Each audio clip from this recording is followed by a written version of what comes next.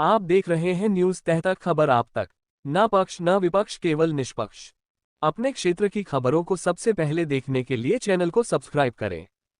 केंद्रीय कर्मचारियों को मिला दिवाली से पहले गिफ्ट, महंगाई भत्ता 3% बढ़ा, अब ज्यादा मिलेगी सैलरी। प्रधानमंत्री मोदी की अध्यक्षता में केंद्रीय कैबिनेट ने बुधवार को एक बड़ा फैसला लिया है। कैबिनेट ने केंद्रीय कर्मचारियों और पेंशन भोगियों के लिए महंगाई भत्ता यानी डीए 3% बढ़ाने के प्रस्ताव को मंजूरी दी है। अब डीए बढ़कर 58% हो जाएगा। यह फैसला जुलाई 2025 से लागू होगा। दिवाली से पहले यह एक महत्वपूर्ण कदम है। इस फैसले से 49 लाख केंद्रीय कर्मचारियों और 69 लाख पेंशन भोगियों को सीधा फायदा मिलेगा। केंद्रीय मंत्री अश्विनी वैष्णव ने बताया कि डीए की नई दर 1 जुलाई से लागू होगी। उन्होंने ये भी जानकारी दी कि इस बढ़ोतरी से सरकार पर कुल 10,084 करोड़ रुपये का वित्तीय बोझ पड़ेगा।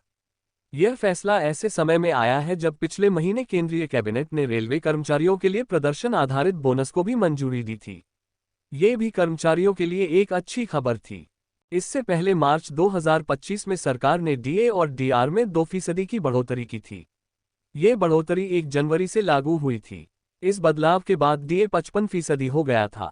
ये बढ़ोतरी कर्मचारियों और पेंशन भोगियों को बढ़ती महंगाई और रोजमर्रा के खर्चों से निपटने में मदद करती है। बढ़ती महंगाई से लड़ने के लिए केंद्र सरकार समय समय पर महंगाई भत्ता बढ़ाती है। आमतौर पर इसे हर साल 2 बार जनवरी और जुलाई में संशोधित किया जाता है। हालांकि इस बार इसमें थोड़ी देरी हुई है। केंद्रीय कर्मचारी और श्रमिक परिसंघ ने इस देरी पर चिंता जताई है। उन्होंने कहा कि आमतौर पर सितंबर के अंत में घोषणा होती है और अक्टूबर की शुरुआत में बकाया राशि का भुगतान किया जाता है, लेकिन इस बार यह समय सीमा बिगड़ गई है। केंद्रीय कर्मचारियों के लिए डीए की गणना नवीनतम उपभोक्ता मूल्य सूचकांक औद्योगिक श्रमिक यानी CPIIW के आधार पर की जाती है। श्रम मंत्रालय का एक विभाग, श्रम ब्यूरो, हर महीने CPIIW डेटा जारी करता है। केंद्रीय कर्मचारियों और पेंशन भोगियों के महंगाई भत्ते की गणना के लिए एक तय फॉर्मूला है। 1 जुलाई से लागू होने वाली 3% की बढ़ोतरी से 7वें वेतन आयोग के तहत 18,000 रुपये का न्यूनतम मूल वेतन पाने वाले कर्मचारी की मासिक आय में लगभग 540 रुपये जुड़ जाएंगे। इसका मतलब है कि उनकी कुल सैलरी बढ़कर 28,440 रुपये हो जाएगी।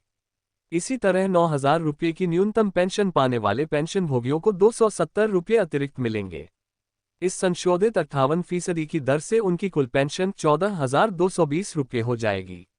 ये बढ़ोतरी कर्मचारियों और पेंशन भोगियों के लिए काफी राहत भरी होगी।